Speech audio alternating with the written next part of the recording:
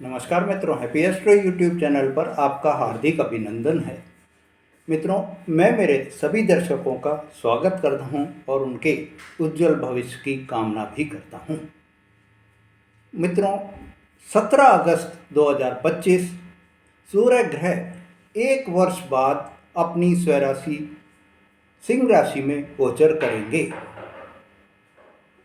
और एक माह तक अपनी स्वराशि में बने रहेंगे। 17 सितंबर को सिंह राशि से निकलकर कन्या राशि में प्रवेश कर जाएंगे। मित्रों, सूर्य ग्रहों के राजा होते हैं और ऐसे में राजा के सभी कार्य इस समय में आपको सुचारू रूप से चलते हुए दिखाई भी देंगे। इस समय में आपको सरकारी कार्यों से आप इस परिवर्तन को जोड़ सकते हैं। पिता के रिश्ते भी आपके इस समय में बहुत ही सुधर जाएंगे। अगर रिश्तों में अभी तक भी कोई आपके वाद विवाद चल रहे थे, मनमुटाव चल रहा था, अनबन चल रही थी या आपके कोई मतभेद हो रहे थे, वो सब अब आपके इस समय सरकार से या पिता से आपको इस समय में लाभ की प्राप्ति ही होगी। पिता के द्वारा आपका कोई कार्य जो कि अटका हुआ है, रुका हुआ है, वो कार्य भी इस समय में पूरा हो सकता है। 17 अगस्त को जब सूर्यदेव राशि परिवर्तन कर लेंगे तो आपको यश, मान सम्मान, पद प्रतिष्ठा सभी प्राप्त होने के अवसर भी आपको मिलेंगे। सबसे बड़ा आपको जो इस समय में फ़ायदा होगा वो ये है मेरे मकर राशि वाले दर्शकों कि आपका सेल्फ कॉन्फिडेंस इस समय में बहुत ही बढ़ा हुआ रहेगा। और जब किसी व्यक्ति का अपना खुद का विश्वास बढ़ा हुआ रहता है तो वो हर काम में सफल भी हो जाता है, क्योंकि जब हमारे अंदर हमारा विश्वास ही हमारा अगर नहीं है, हम अपने आप पे अगर विश्वास नहीं करते हैं तो हम हमारे कार्यों को कैसे पूरा कर पाएंगे। इसलिए जब 17 अगस्त को सूर्य सिंह राशि में प्रवेश कर जाएंगे तो आत्मविश्वास की सबसे ज़्यादा बढ़ोतरी आपको दिखाई देगी। और यह आत्मविश्वास की बढ़ोतरी होना, जो आपकी अविश्वसनीयता थी, जो आपका अविश्वास आपके अंदर बना हुआ था, जो नेगेटिविटी आपके अंदर आ गई थी, वो नेगेटिविटी आपकी दूर होती हुई दिखाई देगी। और इस नेगेटिविटी के दूर होने से मित्रों, आप जीवन की नई ऊंचाइयां छूने के लिए भी तैयार हो जाएंगे। आप नए शिखर पर पहुंचने के लिए भी इस समय में तैयार रहेंगे। आपको इस समय में सफलता की जो ऊंचाइयां हैं उनको छू लेनी है। यह समय बहुत ही आपके लिए बेहतर समय है, बहुत ही अच्छा समय है और सूर्य देव इस समय में आपको सफलता दिलाने में बहुत ही महत्वपूर्ण योग भी बनाएंगे। मित्रों, इस एक माह के समय में सूर्य का ये जो परिवर्तन हो रहा है, जीवन में आपको बड़ा परिवर्तन लेकर आ जाएगा। आपके लिए यह बहुत ही सहायक रहेगा कि जो अभी तक आपने अपने जीवन में परेशानियां झेली थी, अगर सूर्य देव की स्थिति आपकी राशि में सही है या आपको जो मैं उपाय बताऊंगा उन उपायों को अगर आप अपने मन से, अपने विश्वास से आप करेंगे तो आपको सफलता मिलेगी और आपके जीवन में महापरिवर्तन होकर रहेगा ही रहेगा। पर साथ ही मेरे मित्रों, आपको ये ध्यान रखना है कि सूर्य देव का जो गोचर परिवर्तन होगा वो मकर राशि वालों के लिए कुछ कठिनाइयां भी ला सकता है।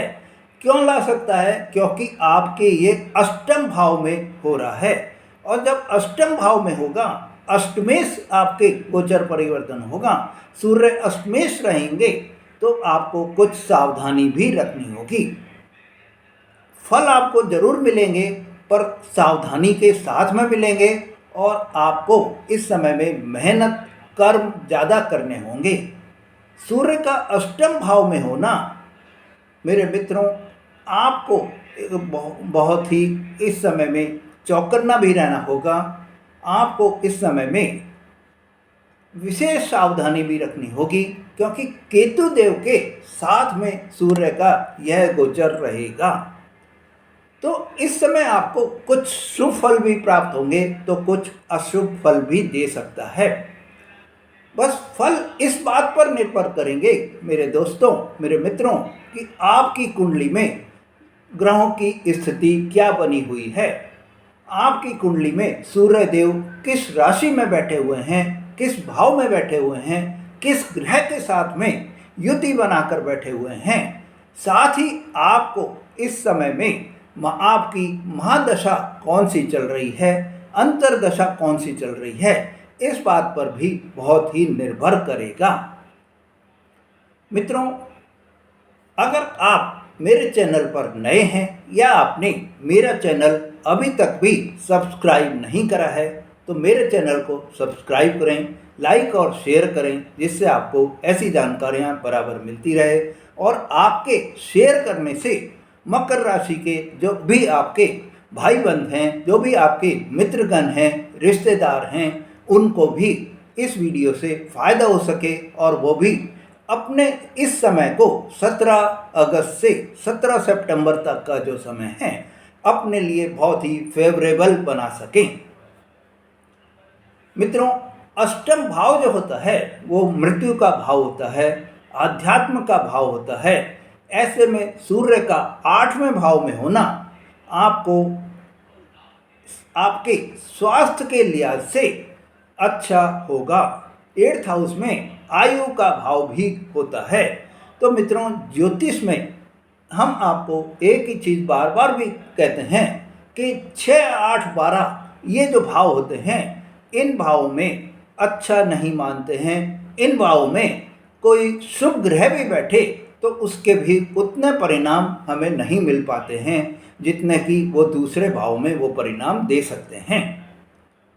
इन भावों में शुभ ग्रहों की शुभ फल की भी कम प्राप्त होते हैं। अब जब सूर्य 8वें भाव में बैठे हुए हैं, अपने स्वयं के घर में बैठे हुए हैं, अब आप यहाँ पॉइंट नोट कर लीजिए कि सूर्य 8वें भाव में तो बैठे हैं पर अपने स्वयं के घर में बैठे हैं। और कोई भी व्यक्ति, कोई भी ग्रह अपने घर को खराब नहीं करता है। आप भी अपने घर को कभी भी कोई नुकसान नहीं पहुँचाएंगे। इसी तरह से सूर्य ग्रह भी जब 8वें भाव में अपने घर में बैठे हुए हैं तो अपने घर को कोई नुकसान नहीं पहुंचाएंगे। हाँ, परिणाम जरूर मिलेंगे, फल जरूर मिलेंगे, पर कुछ कम मिलेंगे, क्योंकि अष्टमेश रहेंगे। अष्टमेश का थोड़ा सा प्रभाव तो रहेगा पर कम, आपके ऊपर पूरा प्रभाव नहीं रहकर कम प्रभाव रहेगा। ऐसे में मेरे मित्रों, हम सूर्य की पूरी कृपा प्राप्त करने के लिए जो मैं उपाय आपको बताऊंगा, उन उपायों को अगर आप कर लेंगे तो आप सूर्य देव की अपने ऊपर 100% कृपा भी प्राप्त कर सकते हैं। जितना आप मन से, आस्था से और विश्वास से इस समय उपाय करेंगे तो उतना ही आपको आपके रिजल्ट्स की परसेंटेज बढ़ती चली जाएगी। मित्रों, सूर्य देव की कृपा अगर बन जाए तो सबसे पहला जो आपको शुभ फल प्राप्त होता है वो ये रहता है कि आपको, आपका जो शरीर है वो निरोगी रहता है।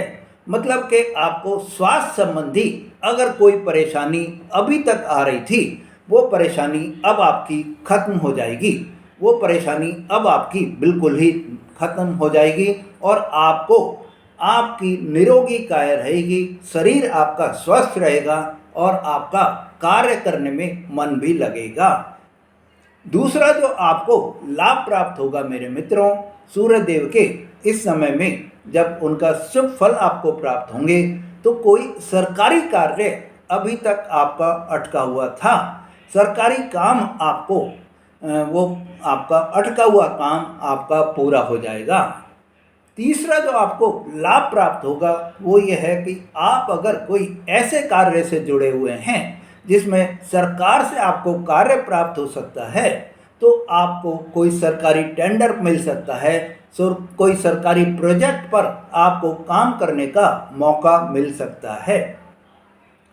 चौथा जो आपको लाभ प्राप्त होगा मेरे मित्रों, इस समय में जब सूर्य देव के शुभ फल आपको मिलेंगे तो आपके पिता से आपके संबंध बहुत ही बेहतर हो जाएंगे और पिता का सहयोग भी आपको बराबर मिलता रहेगा। पांचवा जो आपको इस समय में लाभ प्राप्त होगा मेरे मित्रों, वो आपको इस समय में समाज में आपका मान सम्मान आपका बढ़ जाएगा। समाज में आपकी जो है जो पद कोई आपको प्राप्त हो सकता है। परिवार में भी आपको मान सम्मान आपका बढ़ेगा और आपको यश भी आपको मिलेगा। मित्रों, छठा जो आपको लाभ प्राप्त होगा वो ये रहेगा कि आप जहाँ नौकरी कर रहे हैं, जहाँ व्यापार आप कर रहे हैं, नौकरी कर रहे हैं या व्यापार आप कर रहे हैं, वहाँ पर आपकी प्रगति होगी। सातवां आपको जो लाभ होगा वो ये है मेरे मित्रों कि आपको इस समय में व्यक्तित्व जो आपका है, जो आपकी पर्सनैलिटी है, उसमें आपको बहुत ही निखार आ जाएगा और उस पर्सनैलिटी की वजह से आप अपने सभी कार्य बनाने में सफल भी रहेंगे। मित्रों, अगला जो आपको लाभ प्राप्त होगा वो आपके आत्मविश्वास आपका बहुत ही बढ़ा हुआ रहेगा और आपको इस समय में आपके सेल्फ कॉन्फिडेंस के कारण आप अपने सभी कार्यों को सफलतापूर्वक निपटाने में भी सफल रहेंगे। मित्रों, अगर कुंडली में आपके सूर्य देव की स्थिति सही नहीं है, सूर्य देव खराब पोजीशन में हैं या कमज़ोर हैं, तो आपको इस समय में ये जो लाभ आपको मिलने हैं उनसे आपको थोड़ी दूरी बनी रहेगी। ऐसे में मेरे मित्रों, अगर आप सूर्य देव की जो अब मैं आपको ये उपाय बता रहा हूँ मित्रों, सुन लो आप, और ये उपाय आप कर लीजिए अगर सूर्य देव की आपके स्थिति सही नहीं है तो सूर्य देव की आपको जो है पूजा करनी है। सूर्य देव की आप पूजा करेंगे, प्रातःकाल जल्दी उठकर उगते सूर्य की आप पूजा अर्चना करें तो बहुत ही सही रहेगा और सूर्य देव की कृपा आप पर बनी रहेगी। सूर्य को आपको जल का अर्घ देना है। जल के अर्घ में आपको तांबे का लोटा लेना है। तांबे के लोटे में आपको जल लेना है, लाल कुमकुम डालनी है, लाल फूल आपको डालना है और फिर आपको जल का अर्घ देना है। और जब जल का आप अर्घ दे रहे हैं तो जो जल आपका ज़मीन पर गिर रहा है, जब लास्ट में आप उसमें से अपने अंगूठे से आप उसको अपने माथे पर तिलक लगा लें, जिससे आपको सूर्य देव की कृपा बनती रहेगी। इस समय में आप ओम आदित्याय नमः मंत्र का जाप भी अगर करेंगे तो और भी अच्छा रहेगा। आदित्य हृदय स्तोत्र का आप प्रतिदिन पाठ करें तो आपको सही रहेगा। मित्रों, आपको ये जो उपाय हैं, अगर सूर्य आपकी कुंडली में सही नहीं है तो ये उपाय आप कंटिन्यूटी में भी कर सकते हैं। प्रतिदिन भी आप ये उपाय कर सकते हैं और जब ये उपाय आप प्रतिदिन करेंगे तो सूर्य देव की कृपा आप पर बनती रहेगी और आपका सेल्फ कॉन्फिडेंस काफ़ी ज़्यादा बढ़ा हुआ रहेगा। आप अपने व्यक्तित्व से किसी को भी इम्प्रेस कर पाएंगे और आप इम्प्रेस करने से अपने कोई भी कार्य जो आपके हैं उन कार्यों को भी बनाने में सफल रहेंगे। मित्रों, इन उपायों से सूर्य देव की कृपा आप अपने ऊपर बना सकते हैं। अगर सूर्य देव कुंडली में खराब स्थिति में हैं तो आप उनको बेहतर कर सकते हैं, उनके अच्छे परिणाम आप प्राप्त कर सकते हैं।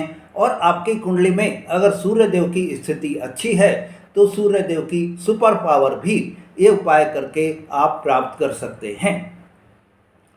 मित्रों, मेरे मकर राशि वाले दर्शकों, आपको एक काम और करना है, वह आपका ये है जो इस समय में आपको ये ध्यान रखना है कि आपको आपके कर्म बराबर करना है।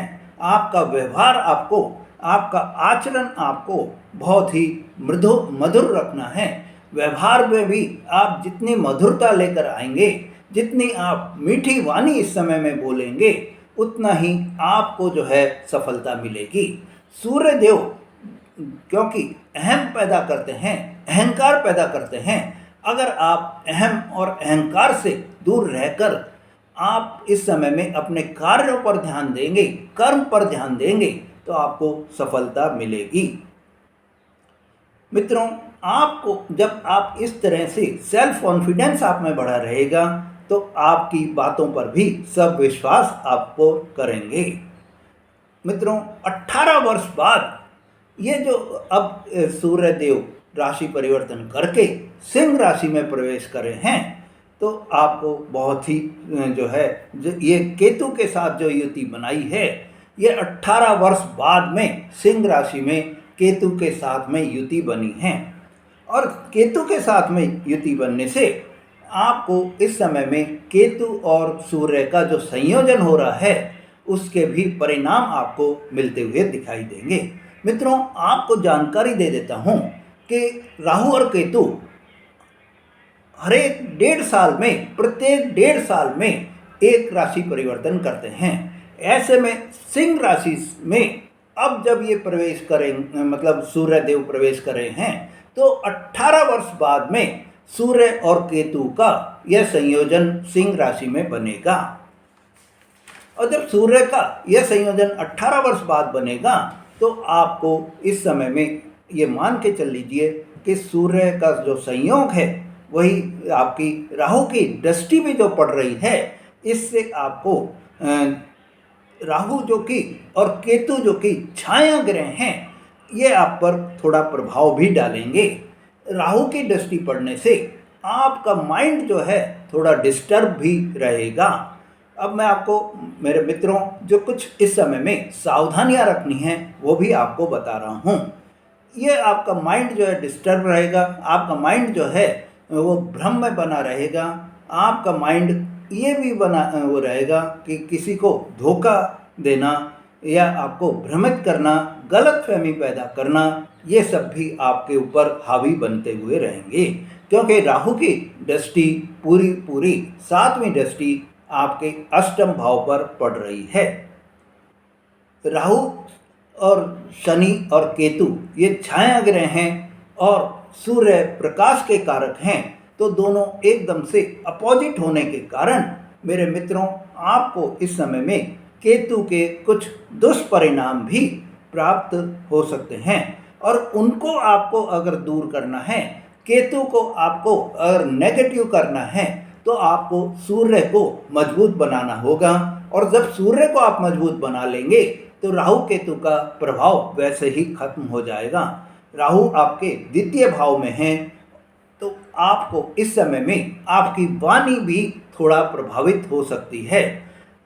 देवगुरु बृहस्पति भी अभी आपके 6ठे भाव में गोचर कर रहे हैं। ध्यान कर लीजिए, फिर दोबारा एक बार सुन लीजिए। देवगुरु बृहस्पति भी आपके 6ठे भाव में गोचर कर रहे हैं और 6ठा भाव ज्ञान का भाव होता है। ऐसे में आपको इस समय में राहु और देवगुरु बृहस्पति के जो कि 6, 8, 12 में होते हैं, तो आपको परेशानी देते हैं। तो जब 6ठे भाव में देवगुरु बृहस्पति हैं, तो आपको इस समय में उनके थोड़ा ज्ञान के कारण परेशानी आ सकती है।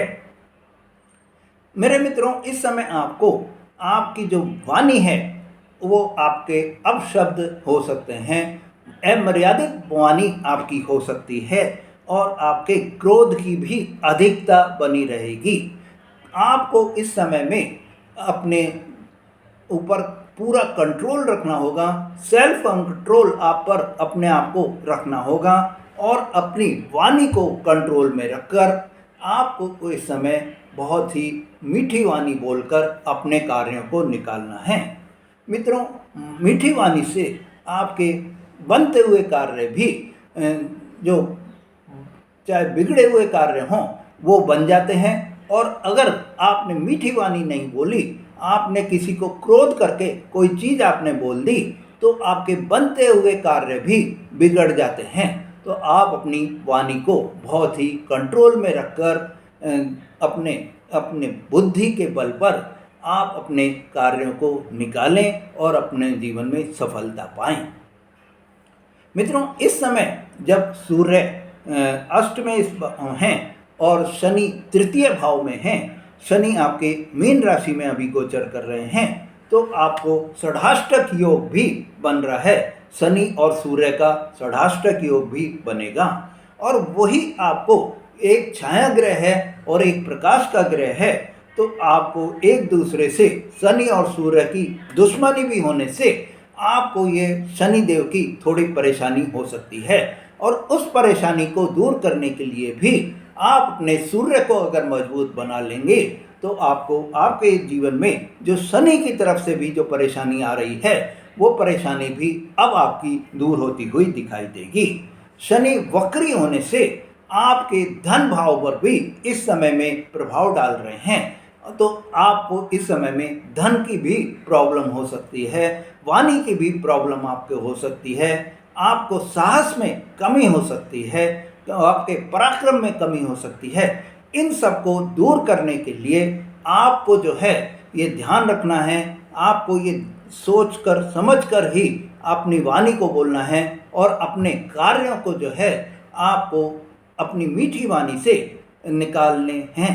जितना आप मीठी वाणी बोलेंगे उतने ही आपके कार्य बनते चले जाएंगे और आपकी आर्थिक स्थिति भी ठीक रहेगी। आर्थिक स्थिति में कोई परेशानी आपको नहीं आएगी। और सूर्य को जब आप मजबूत कर लेंगे तो शनि, राहु, केतु सबके प्रभाव खत्म होते हुए भी दिखाई देंगे। मित्रों, आपके लिए ये जो 17 अगस्त से 17 सितंबर तक का जो समय है, इस समय में आपको एक और ध्यान रखना है कि आपको कोई भी अन्याय के कार्य नहीं करने हैं।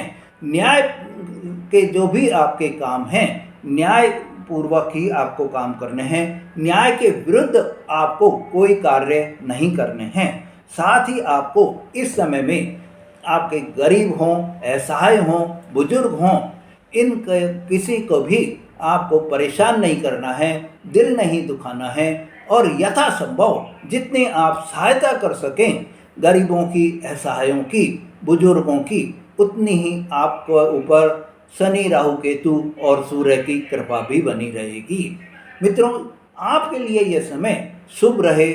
आपके लिए 17 अगस्त से 17 सितंबर का समय सूर्य देव आपके जीवन में प्रकाश ही प्रकाश बिखेर दें, यही मेरी कामना है। मित्रों, अगर आपने अभी तक भी मेरा चैनल सब्सक्राइब नहीं करा है तो मेरे चैनल को सब्सक्राइब करें, लाइक और शेयर करें, जिससे आपको ऐसी जानकारियां बराबर मिलती रहें। धन्यवाद।